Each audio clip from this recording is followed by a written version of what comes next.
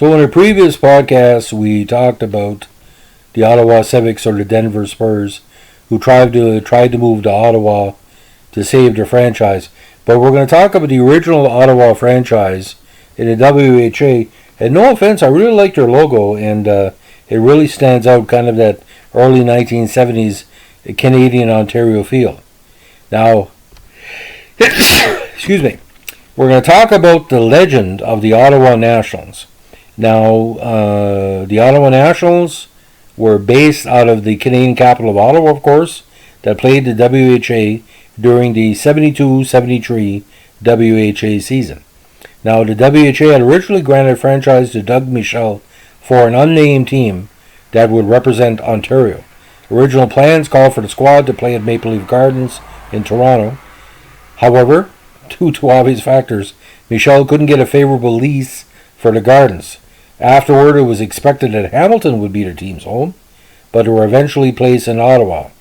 Nick Trovovich became majority owner before the season began, with Michel running hockey operations. They were coached by Billy Harris and led on the ice by Wayne Carleton, who scored 42 goals and 92 points during the season. They hosted their first game in the WHA. Held on October 11, 1972, when they played as the home team at the Civic Centre versus the Alberta Oilers, later known as the Edmonton Oilers, who defeated the Nationals 7-4. Media for this was the educational channel TV Ontario and CKOY, just like the Civics. Now, the arena was the Ottawa Civic Centre, but they were a flop at the box office, as the average only 3,000 fans per game. Now, before the season ended, the City of Ottawa demanded a payment of $100,000 to secure dates for the following season. Now, rather than agree to this demand, the Nationals opted to move elsewhere for the next season and play his playoff games in Toronto. Now, in a bizarre twist of fate, which I still don't understand, during the playoff dates, the team was not referred to as the Ottawa Nationals, but the Ontario Nationals. Makes sense, because the team was supposed to be Ontario. Now, after the end of the season, the team was sold to the late great John F. Bassett and became the Toronto Toros. Now, the last Ottawa Nationals player active in North America's major professional hockey was Mike Omidio, who left the NHL after the 80 season, which was the only season in the NHL.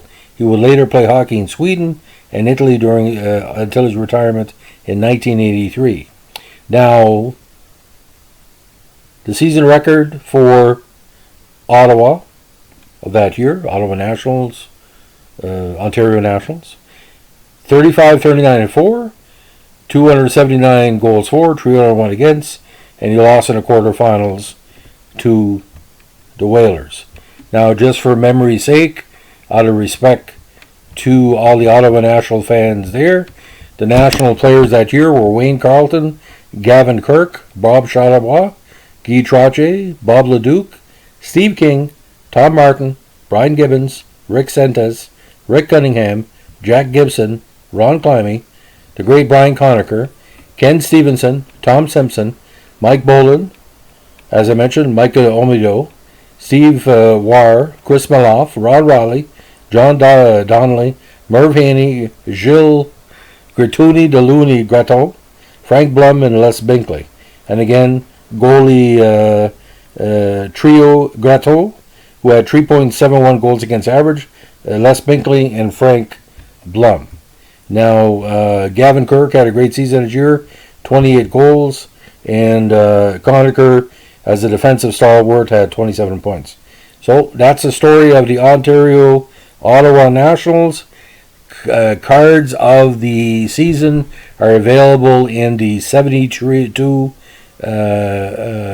OPG set in the upper numbers, and they're quite nice. There are a few Ottawa National cards, and he had nice jerseys, very similar to the colorization of a little bit of Carolina in it. So anyway, hope you enjoyed the podcast.